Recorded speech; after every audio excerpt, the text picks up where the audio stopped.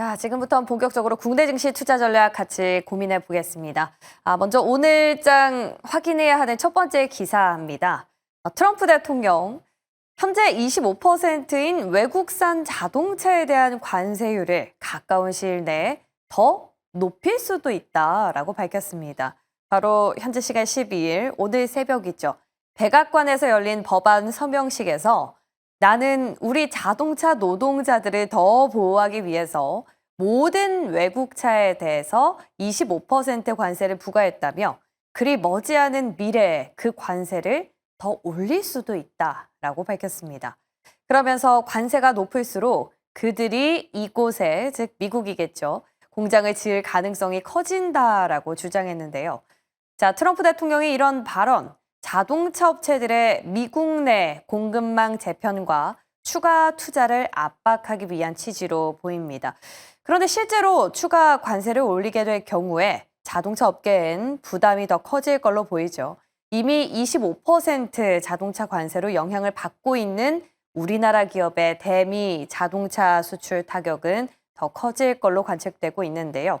자, 이로 인해서 오늘 새벽에 뉴욕 증시에서도 자동차 주들 약세를 보였는데 오늘 우리 시장에서도 영향 주시해 봐야겠습니다.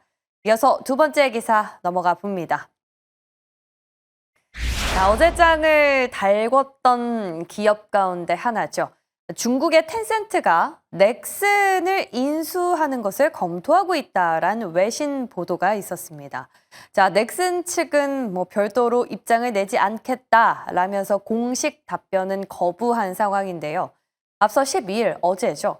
중국의 한 매체인 시나 파이낸스가 텐센트가 넥슨을 150억 달러, 약 20조 원의 인수하는 방안을 고려하고 있다라고 보도했습니다. 그런데 중국의 보도뿐만 아니라 블룸버그 통신도 텐센트 홀딩스가 게임 사업을 강화하기 위해서 넥슨 딜을 검토하고 있다라고 밝혔는데요. 다만 거래 구조는 아직 정해지진 않았다라고 덧붙였습니다. 자, 이 텐센트의 넥슨 인수 검토 소식이 들려오자 시장에서는 넥슨 게임즈 주가가 급등했는데요. 본장에서도 11%, 애프터마켓에서는 무려 23% 급등했습니다. 자, 넥슨 측이 선을 그은 이런 상황에서 오늘 시장에선 과연 어떤 반응이 있을지 궁금해지네요. 잠시 뒤에 점검해 보겠습니다. 마지막 기사 확인해 볼까요? 자, 시장이 요즘 워낙 좋다 보니 MSCI 편입에 대한 기대감이 더 커지고 있습니다. 바로 오는 8월 MSCI 코리아 지수 전기 변경 발표를 앞두고 지수 구성 종목에 대한 기대감이 커지고 있는 건데요. 자, 올해 들어서만 달러 기준 우리 증시가 글로벌 시장 대비 큰 폭의 초과 수익률을 거두면서 MSCI 문턱을 넘을 수 있는 종목군이 속속 포착되고 있기 때문입니다. 자, 바로 8월 13일에 정기 리뷰 결과가 나오고요. 이렇게 변경된 내용은 9월 1일자로 적용이 되는데요. 증권가에선 이번 리뷰에서 한 두세 개의 종목의 신규 편입이 유력하다라고 분석하고 있습니다. LIG 넥스원, 두산, HD 현대 마린, 끝으로 현대건설도 이름을 올렸는데요. 다만 LG 이노텍, SKC, 또 LG 디스플레이 등은 편출 기준에 거의 근접한 상태입니다. 특히 LG 이노텍이랑 SKC는 유동 비율도 낮고 시총도 하위권에 머물고 있어서 편출될 가능성이 큰 걸로 꼽히고 있는데요. 자, 이러한 수급에 요즘 상당히 영향을 크게 받는 우리 증시 어떤 탄력도를 보일지 궁금하네요. 자, 지금부터 전략 세우러 가보시죠.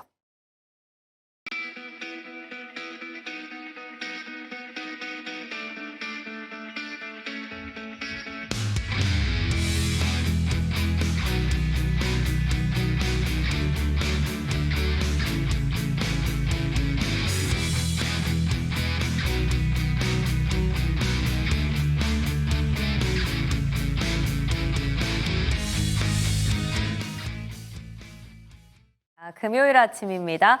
IM증권 이화진 과장, 엠비엔골드 조선일 매니저와 함께하겠습니다. 두 분 어서 오세요. 네, 안녕하십니까. 자, 한 주를 마무리하는 금요일장인데요. 어떤 키워드 갖고 오셨을지 지금 바로 만나보겠습니다. 외국인, 그리고 밸류업 지수 정기 변경. 제가 조금 전에 말씀드렸던 반대. 벌써부터 이제 관심이 큰 것 같아요. 그 앵커께서 말씀하신 거는 이제 네. MSCI 밸류업 주세가 8월 13일 거고요. 네네. 오늘은 이제 코리아 국내 밸류업 코리아 밸류업 지수. 주세에서 이제 코스피 200, 코스닥 150 네. 해서 이제 거기다가 밸류업 지수까지 정기 변경되는데 네.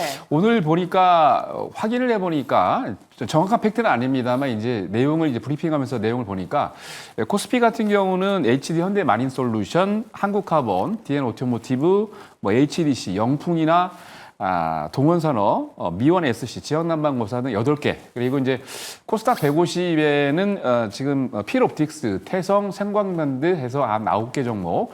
당연히 코스피에 8개 들어가면 8개가 빠지고 코스닥에 9개가 들어가면 9개가 빠지겠죠. 이런 관련된 내용이 발표가 되고요. 그리고 가장 중요한 겁니다. 이제 이재명 대통령이 또 어제도 코스피 그러니까 거래소에 가서 이제 여러 가지 이슈를 대서 굉장히 좋은 말이 많이 나왔었는데 금년에도 기업가치 재고 밸류업 지수 관련해서 또 발표가 있습니다. 그러면은 당연히 관련 종목들 강한 모습을 보이겠죠. 그리고 여기에 편입이 되면 국내에서도 인덱스 펀드가 이제 패시브 자금이 들어옵니다. 그래서 꾸준하게 올라갈 수 있는 여력이 있기 때문에 오늘 편입되는 코스피, 코스닥의 총 17개 종목 관심 있게 지켜보시고요. 그런 종목들을 모아가시면 좋을 것 같습니다. 네, 좋습니다. 자, 그리고 이화진 과장님 네. 어제 선물 옵션 동시 만기일이었는데 수급 어떻게 보셨어요? 일단은 지금 6월 달에만 코스피의 외국인이 자금이 한 4조 정도 이제 유입이 됐습니다. 지난달에 한 1.5조에서 한 2조 정도 사이에 들어왔다라고 하게 되면은 특히나 대선 이후에 이제 우리나라 시장을 보는 외국인의 시각 자체는 결국에는 하나인 것 같습니다. 코리아 디스카운트. 물론 이제 향후에 뭐 상법 개정안 이슈도 있을 거고 뭐 정치적 불확실성 이제 해소됐죠. 그럼 이제 상법 개정안을 통해서 주저하는 정책을 본격적으로 이제 활성화되게 되면은 그에 따른 디스카운트 완화가 될 거고 그리고 이제 어제 뭐 대북주도 오르긴 했지만은 결국에는 항상 이게 10년 이상, 그 20년 이상 우리나라 그 지수에 대한 대한 평가가 외국인이 보는 거는 결국엔 지정학적 위치 그 리스크입니다. 그런 부분들이 하나 대북 확성기 중단 이슈가 나오게 됐고 물론 이제 저는 이제 추후에 뭐 비핵화 관련해서 김정은 국방위원장과 이제 트럼프 대통령이 과연 정상회담을 언제쯤 할 수 있을 것인가. 물론 시장에서는 올해는 좀 힘들 거라 얘기는 했지만은 그게 하나둘씩 해소된다라고 하게 되면은 그런 우리나라 지수에 대한 좀 기대감이 크지 않을까 생각을 하고 있는데 지금 우리나라 퍼가 한 8배 정도가 됩니다. PBR 자체가 0.8배 정도 수준이고 일본이 옆 나라가 한 14배 정도 이제 퍼를 가지고 있는 상황이기 때문에 그만큼 이 저평가된 이 한국에 대한 시각 자체가 외국인이 이제 본격적으로 그 유입 가능성이 더 커질 수 있다라고 봤을 때 일단 선물 옵션 만기일 어제 끝났죠. 대신에 9월물 쪽에 미결제 약정이 계속 확대되는 구간이 있는 상황이기 때문에 물론 어제는 선물 쪽 매도는 그렇게는 없었습니다. 결국 옵션과 여러 주식 선물 쪽에서 매도가 나왔었기 때문에 결국에 그 말은 롤업을 하게 되면서 선물 시장은 9월 이제 만기까지 더 확대되는 이제 구간이 있는 상황이기 때문에 아마 오늘 외국인 수급이 지속대로 계속 되는지 여부도 체크에 중요한 포인트인가 생각하고 있습니다. 네, 좋습니다. 자, 이렇게 오늘 한 주를 좀 마무리하는 시점인데요. 이런 상황에서 항상 악재가 나오면 그나마 주말을 쉬고 올 수 있어서 다행이라는 생각이 듭니다. 그 중에 하나 첫 번째 기사로 만나보러 갈까요? 바로 자동차 관세에 대한 부분입니다. 자동차 관세 왜요? 싶으신 분들도 계실 텐데 이미 부과가 되고 있죠. 그런데 여기서 더 올릴 수도 있다라고 트럼프 대통령이 오늘 새벽에 발언을 한 겁니다. 자, 과장님. 네. 요즘 시장이 다 가는데 참 못 간다 싶은 게 그런 완성차 쪽이었던 것 같은데요. 여기 더 하방 압력을 받을 수밖에 없겠어요. 그렇죠. 이제 뭐 현대차나 뭐 우리뿐만 아니라 일본도 지금 북미 쪽 수출 비중이 한 20-30% 정도 됩니다. 물론 우리나라보다 저기 일본의 혼다가 제일 많은 비중을 좀 차지하고 있고 그리고 일본과 이제 미국의 이제 관세 이제 협상이 아직까지는 명확하게 좀 나오지 않는 게 결국 자동차랑 이제 그 철강 쪽으로 좀 굉장히 큰 비중을 좀 차지하고 있는 상황인데 물론 이제 트럼프 입장에서도 지금 최근에 이제 중국과 그 관세 협상이 어느 정도 마무리가 좀 되어 왔고 물론 아직 시진핑 주석이 사인을 하지는 않았지만은 그러면은 이제 다음 달 이제 7월 그 관세 유예가 이제 마감이 되는 시점이 이제 서서히 다가오고 있습니다. 그러면 과연 무역 적자를 이제 해소할 수 있는 방법이 이게 결국엔 제가 봤을 때는 자동차가 마지막 대안이 될 수밖에 없다라고 생각하고 있을 때 결국 일본과 한국, 여러 인도와 같은 여러 국가들의 좀 그의 맞춤을 위해서 좀 자동차와 좀 철강을 건드린 게 아닌가 좀 생각을 하고 있는데 사실 그런 쪽으로 가게 되면은 사실 현대차 입장에서는 올해 가이던스 자체가 좀 줄어들 수밖에 없는 좀 상황이 되지 않을까 생각을 하고 있습니다. 원래 관세가 있더라도 금리 인하 사이클에 맞물려서 차량 수요는 괜찮을 것이다라고 약간은 긍정적인 룸을 열어두셨던 바가 있는데 그 입장은 여전하십니까? 그렇죠. 근데 이제 이번에 이제 이틀 전에 나왔던 물가 지수를 보게 되면은 물론 자동차와 이제 신차와 중고차 가격단에는 생각보다 물가가 올라가지는 않았죠. 오히려 떨어졌죠. 근데 이제 시장에서는 한 좀 하반기를 좀 더 봐야 된다는 좀 생각을 하고 있는데 물론 우리가 현대차 같은 경우도 1분기 실적 발표를 했을 때 일단은 그 선제적인 물량 효과가 좀 있었기 때문에 이제 7월 중순쯤 되면 현대차 실적 발표가 있을 겁니다. 그러면 그런 영향이 결국 숫자로 눈에 보이게 되면은 그럼 시장은 그러면 올해 1월 달에 이제 경영 목표를 내세웠던 현대차 그룹에 대한 그런 올해 판매 성장 목표가 생각보다 미스가 날 가능성도 있지 않을까 좀 생각을 하고 있습니다. 어떤 거는 악재가 먼저 반영이 돼서 주가에 프라이싱이 됐다라고 하고 어떤 거는 악재가 나와도 계속해서 반영이 되니까 이게 참 종잡을 수 없는 시장이라 더 어렵습니다. 자, 우리가 관세 얘기하는 김에요. 조금 연장선에서 살펴볼 관세가 하나 더 있습니다. 바로 냉장고와 세탁기인데요. 이건 가전제품에 직접적으로 매기겠다라는 얘기가 아니라 철강 관세의 연장선에서 냉장고, 세탁기뿐만 아니라 뭐 식기세척기고 또 다 만들 때 철강이 들어가지 않습니까? 이런 측면에서 부과를 하겠다라는 겁니다. 우리나라 가전업체에서 지금 미국의 수출 물량이 어느 정도 되는지 모르겠지만 어쨌든 악재가 아닐 수 없겠죠. 그렇죠. 이제 악재일 수는 있긴 한데 기본적으로 이제 우리나라 같은 경우도 철강 제품 생산하기 위해서는 뭐 잘 아시겠습니다만 미국에 이미 가 있는 뭐 세아자강이나 많은 기업들이 있기 때문에 그렇게 큰 너무 이전에 이제 이 관련된 이슈를 벌써 뭐 작년부터 계속 나왔던 이슈이기 때문에 걱정 안 해도 될 것 같아요. 이미 주가에는 다 녹아져 있고 그리고 뭐 포스코 같은 경우는 미국 기업하고 이제 미국 기업에 투자를 해서 미국에서 이제 다시 철강 생산을 하겠다라고 얘기를 했기 때문에 그리고 뭐 현대차 같은 경우는 현대제철이 이미 가 있는 상태에서 이제 이거를 철강 그 업체를 건설해서 공장을 만드는 데는 적어도 최소 2, 3년 이상은 걸리긴 합니다만 그 시간 내에 좀 약간 유예를 해줬기 때문에 이미 철강 관련된 이슈는 다 적용이 된 겁니다. 주가에. 그래서 너무 걱정하실 일은 아니다라고 보고요. 이게 이제 한 번 한 번 이제 악재가 나오면 깜짝 놀라서 주가도 단기적으로 급락하는 면이 없지 않아 있습니다만 이미 다 그 예방 주사를 맞을 대로 맞았습니다. 그래서 너무 걱정하지 마시고요.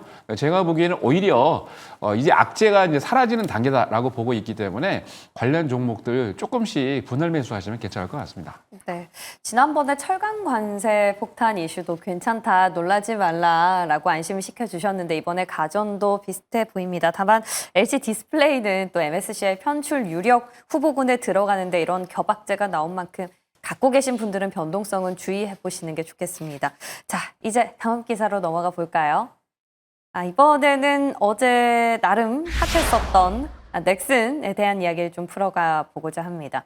중국의 텐센트는 넥슨 인수를 검토하는 걸로 전해졌는데 넥슨 측은 아직 이렇다 하는 공식 입장이 없었어요. 근데 주가는 역시나 미리 움직이는 건지 어제 본장에서도 11%, 넥스트레이드 마감 기준은 23%까지 급등을 했습니다. 오늘 시장은 어떻게 될까요? 이게 가끔 이런 인수설이 있게 되면은 그 공시에 대한 내용을 딱 그 한 단어가 어떻게 표현하냐에 따라 다릅니다. 보통 사실무근이라면 사실무근이라 하죠. 확인 불가라고 했습니다. 그러니까 아직까지는 그 계약이나 관련된 이슈가 명확하게 나오지 않다는 거죠. 또 그 한 예로 보면 앞에 넷플릭스와 네이버 웹툰 관련이 있었죠. 사실무근이라는 얘기 안 했습니다. 예. 그런 얘기가 있는 상황이기 때문에 일단은 충분히 얘기가 오고 가고 있다는 거는 좀 맞는 얘기라 좀 생각을 하고 있고 아니네요. 왜냐하면 텐센트도 최근에 SN 또 지분 또 인수를 했죠. 이제 예. 자막에 나왔던 것처럼 그만큼 이제 시장 자체가 텐센트가 저렇게 움직인다는 거는 서서히 이제 한한령 해제에 대한 이제 이슈도 조금 충분히 좀 부각될 수 있는 부분이고 그만큼 K 컨텐츠와 관련해서 그만큼 뭐 중국에서도 그만큼 이제 가치를 굉장히 좋게 보고 있는 측면이 있는 상황이고 최근에 뭐 넥슨 게임즈도 뭐 던전의 파이터도 나오고 있고 특히 블루 아카이브라는 작품도 전년도에 중국 쪽 진출을 좀 해왔었기 때문에 거기에서 이제 기대감이 더 클 수 있는 상황입니다. 왜냐하면 텐센트는 최근에 이제 중국을 진출했던 시프트업의 그 승리의 여신 니케도 이제 퍼블리싱 업체로서 텐센트가 또 하고 있습니다. 그만큼 이제 국내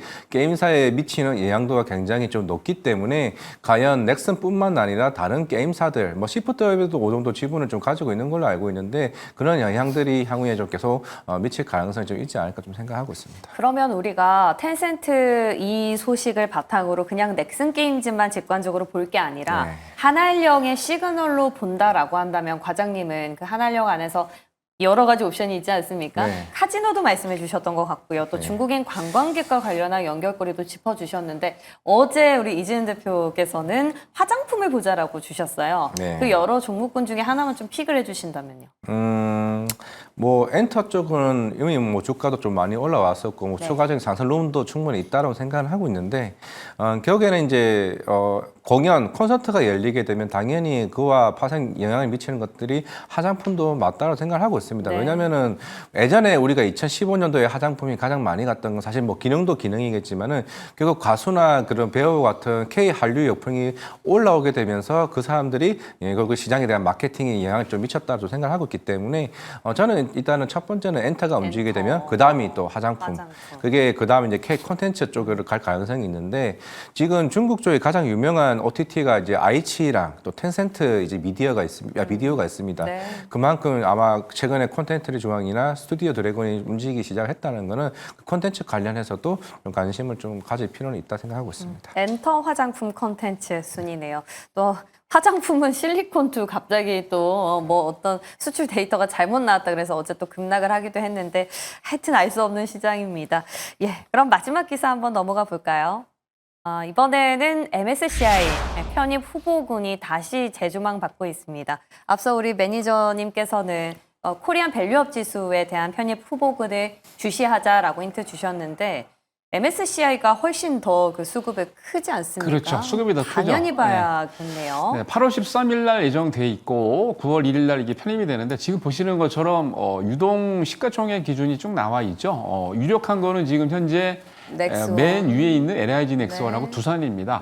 주가도 거의 두 종목 가까이 뭐 1월부터 지금 거의 막 한 100% 이상 가까이 올라왔는데 전반적으로 가장 중요한 건 시가총액이죠. 시가총액이면서 유동성이 풍부해야 되고 그리고 주가가 막 너무 급등락을 하면 안 됩니다. 근데 계속해서 급등락하면은 문제가 있긴 하죠. 근데 LIG 넥스원이나 두산 같은 경우는 꾸준히 올라갔기 때문에 전반적으로 편입될 가능성이 높습니다. 그 외에 현재 뭐 HD 현대마린 솔루션하고 현대미포, 현대건설 등이 유력하게 5개 정도가 올라가고 있는데 아까 말씀드렸던 LIG 넥스원이나 두산 같은 경우는 영순위로 이미 편입 가능성이 높고 그 외에 지금 자막에 나가죠. LG 이노텍이나 SKC 주가가 지금 계속 올라가지 않고 떨어지고 있는 종목들, 시가총액이 낮아지고 있는 종목들은 편출된 가능성이 높습니다. 그래서 유력한 후보들은 LG 넥스원도 그렇고 지금 전체적으로 보면은 이게 요즘 핫한 이슈하고 연관이 돼 있죠. 다 이제 방산 그리고 지주사인데 이런 종목들은 편입되면은 외국에 국내뿐만이 아니고 외국에 패시브 자금이 들어오기 때문에 이런 종목들 계속 올라갑니다. 그리고 뭐 증시가 앞으로 더 좋아지겠죠. 매도하실 게 아니고 매수하셔야 됩니다. 꾸준하게 이런 종목들 모아가시기 바랍니다. 네. 진짜로 가는 종목이 계속 가는 장세입니다. 두려워하다가는 이 붐을 같이 누릴 수 없을 것만 같아서 좀 그런데요. 그럼에도 개인은 계속해서 매도로 일관을 하고 있죠. 아마 저와 근데 같은 매도하시면 안 돼요. 근데 마음일 것 같다는 생각이 성공하셨던 들어요. 투자자분들 거의 네. 대부분이 그분들도 옛날에 예. 뭐 지금 이제 돌아가셨거나 나이가 연세가 80, 90 되신 분이 많으신데 그분들도 옛날에는 네. 묻어두고. 아니 그분들 네. 옛날에는 이제 매도하고 떨어지겠자고 기다렸는데 안 왔더래요. 아. 그래서 그런 장이 똑같이 왔습니다. 이거 네. 파시면 안 됩니다. 좋습니다. 그렇다고 우리가 또 다 살 수는 없으니까 이 시간 통해서 저희가 추려가 보도록 할게요. 오늘 첫 번째 점검 섹터 열어주시죠. 원전과 남북 경협주입니다. 와, 남북 경협주는 우리가 통상 테마성으로 대표적으로 꼽기도 하는데 이그 상승세를 보고 또 요즘의 시장 분위기를 본다면 일시적이지 않을 수도 그렇죠. 있겠다는 생각이 네, 맞습니다. 들어서요. 이전에는 이제 테마였는데 지금 이제 테마가 아니죠. 이미 여러분들에게 5월 8일 날 아주 좋은 종목, 바로 이제 아난티를 아난티였죠. 추천드렸는데 어제 상한가까지 들어갔죠. 근데 남북경협주는 기본적으로 이제 테마가 아닙니다. 이제부터는. 왜냐하면 트럼프 1기 때도 여러분 아시겠습니다만 3번에 걸쳐서 미국 정상회담을 했었고, 그리고 뭐 악재이긴 합니다. 단기적 리스크로 보면은. 왜냐하면 트럼프가 이제 뉴욕에서 북한 외교관들에게 같이 좀 일을 좀 좋게 진행을 해보자라고 해서 초안을 보냈는데 서한을 안 받았어요. 그게 다 김정은 위원장이 아직은 아니다는 얘기인데 뭐 단기적인 리스크가 있긴 합니다만, 근데 이게 조금 시간이 지나고 나면 당연히 해결될 것 같습니다. 뭐 트럼프가 1기 때도 그렇고 트럼프 2기 때부터는 기본적으로 금년은 아니지만 내년도부터는 러우 전쟁도 이제 해결이 되고, 그리고 북미 관계도 진전이 되면 가장 중요한 거는 노벨 평화상을 노리고 있다는 거고요. 두 번째는 남북 교류가 이제 증진이 되면, 계속해서 이제 증진이 되면 가장 우리나라의 핫한 리스크가, 가장 큰 리스크는 바로 이제 지정학적 리스크입니다. 남북 관계 때문에. 그래서 뭐 유럽이나 미국에 연세 많이 드신 분들은 아직도 우리나라하고 북한이 싸우고 있는 줄 알고 있습니다. 전쟁하고 있는 줄 알고 있는데, 젊은 친구들은 뭐 안 그런 거 다 알고 있지만, 그래서 이런 리스크가 해결이 된다면 우리나라 증시가 더 레벨업이 돼서, 지금 이제 8월 달에도 MSCI 선진국 지수가 이제 6월 달부터 해서 계속 나오고 있는데 진짜 선진국 지수에 편입될 수 있는 그런 가능성이 열려 있기 때문에, 그렇게 된다면 우리나라 증시 지금보다 훨씬 더 뭐 5천이 아니고 뭐 만까지도 갈 수가 있겠죠. 그래서 굉장히 좋은 토대를 마련하고 있기 때문에 남북 경협 관련주 테마가 아니고 진짜 이제 알짜배기이기 때문에 좋은 종목들, 특히 아난티 같은 종목들 모아가십시오.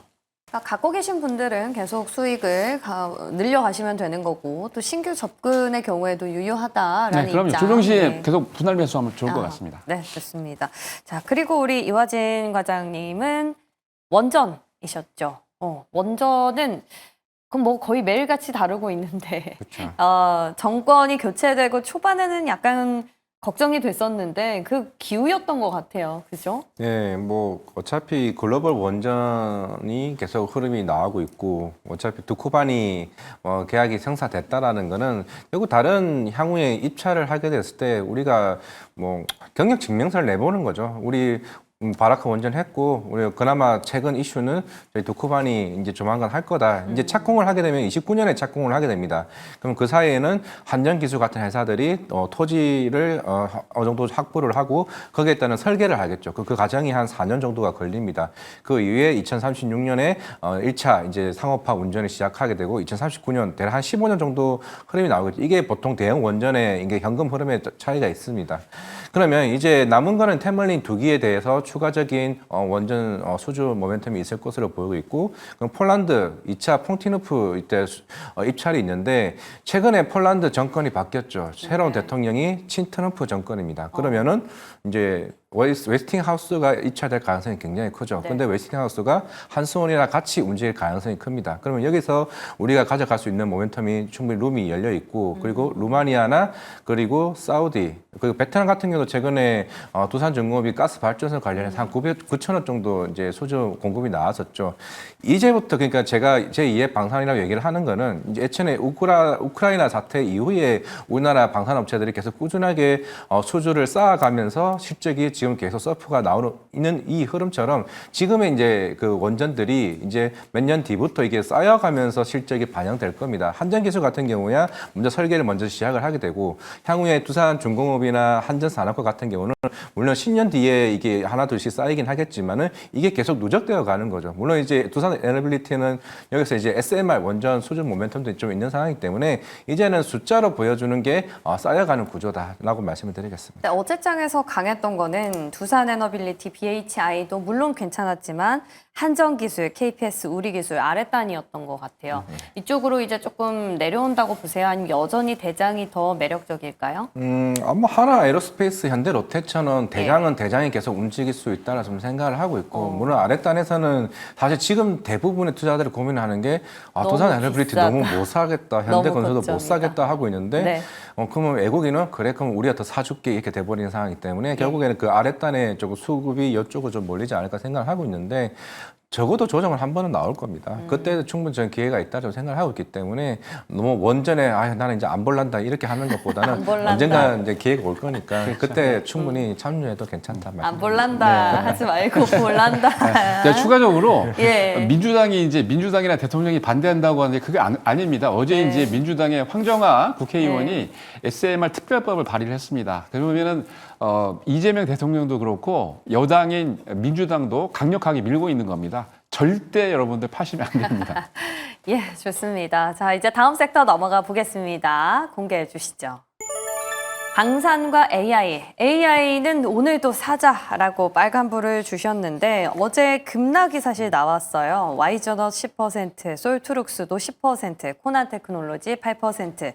물론 그동안 오른 바에 비하면 뭐 괜찮은 애교 수준이다라는 말씀을 하시는 분들도 있지만 이거 좀 세니까 두 자릿수니까 네네. 좀 걱정이 돼요. 단기적으로 어제 이제 뭐 남북경협주나 기본적으로 이제 뭐 원전도 그렇고 그쪽으로 지금 매기가. 아침에 시작하자마자 이제 원전 쪽으로 몰렸다가 그다음에 이제 남북경협주로 갔기 때문에 AI에 쏠려 있던 자금들이 좀 빠져나온 건데요. 제가 보기에는 아직 다 멀었다라고 보여지고 특히 이제 이 대통령이 정책 1호로 얘기했던 내용이고 100조 원 정도 이상이 투자가 됩니다. 그래서 아직 AI 관련된 법안들이 자세하게 그리고 대통령이 얘기가 안 했기 때문에 지금 주춤하고 있는 모습인데 단기적으로 많이 올랐기 때문에 조금 차익 매물이 나온 거죠. 제가 보기에는 오히려 기회다라고 생각이 되고 AI 같은 경우는 기본적으로 여러분들 새로운 일자리 창출할 수 있는 아주 좋은 업종군이고 특히나 각 섹터별로 예를 들어서 이제 제약바이오 같은 경우는 신약 개발을 플랫폼을 한다든지 또는 교육 같은 경우에도 맞춤형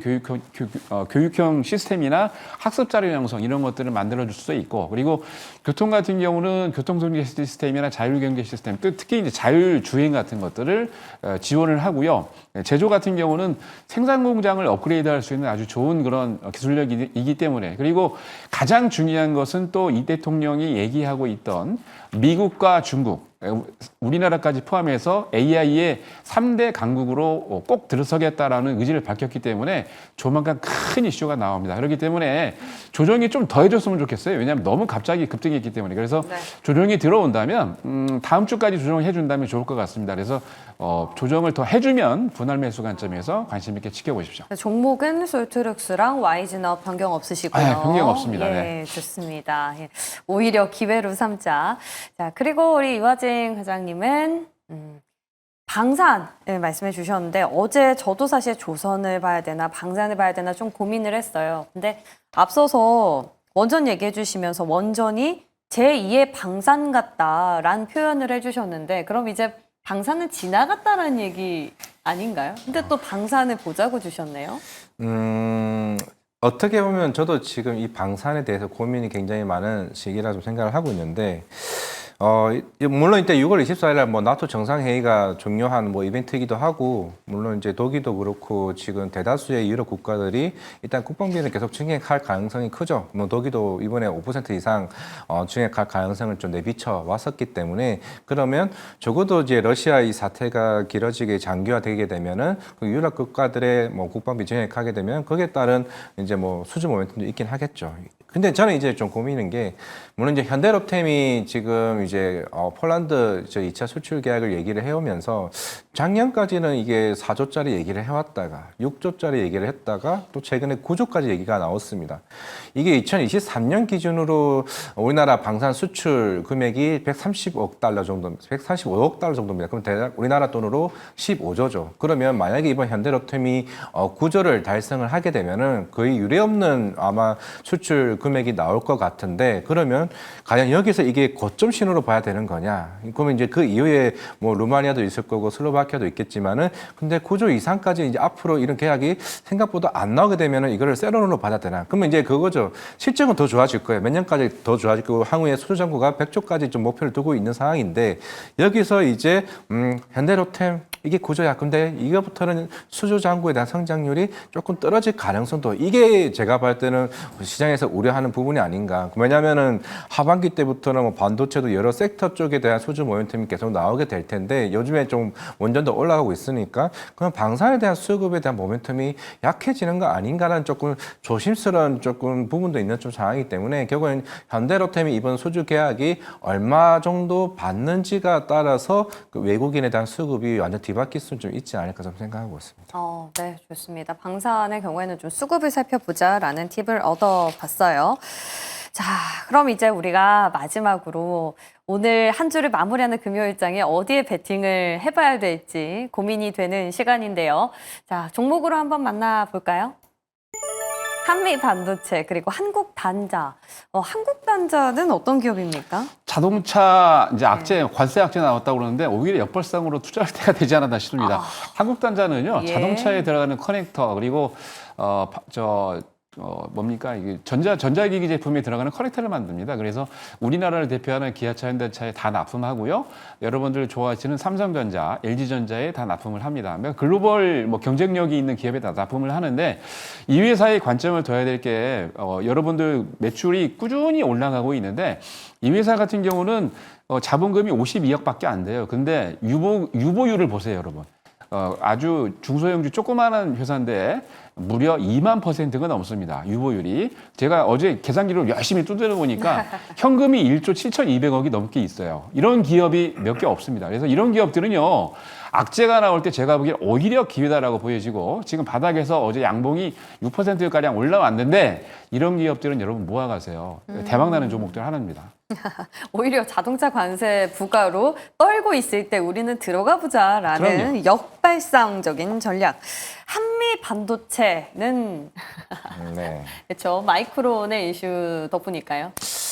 물론 이제 SK 하이닉스도 지난달에 일단 발주를 했죠. 이제 10월 달쯤에는 이제 HBM4를 양산을 할 겁니다. 근데 저는 지금 이제 마이크론이 이제는 이제 한미 반도체의 가장 큰 좀 모멘텀이라고 좀 생각을 하고 있고, 물론 이제 작년에는 당연히 SK 하이닉스가 비중이 워낙 이제 크다 보니까 그럴 수는 있지만은, 마이크론은 작년 3분기 때부터 본격적으로 HBM4와 관련해서 정서를 계속 꾸준히 컨퍼런스 콜에서 얘기를 해왔습니다. 그러면서 내년 상반기쯤에 이제 본격적으로 HBM4 대량 양산을 준비 중에 있는 상황인데, 지금 이제 한미 반도체가 물론 이제 그 작년에 이제 각통신 회장님이 올해 가이던스를 1조를 잡았습니다. 근데 지금 한 달에 한 8천억 정도 초반 정도로 바뀌었죠. 왜냐하면은 하나 세미텍이 들어오게 되면서 사실 그에 대한 비중이 줄었습니다. 지금 그러면 SK 하이닉스의 TC 본드 장비의 그 비중이 원래는 80%가 한미 반도체였는데, 제가 할 때 한 70% 밑으로 좀 줄어들 가능성이 있어요. 대신에 마이크론은 아직까지는 변함이 없습니다. 한 90%가 한미 반도체 장비를 써요.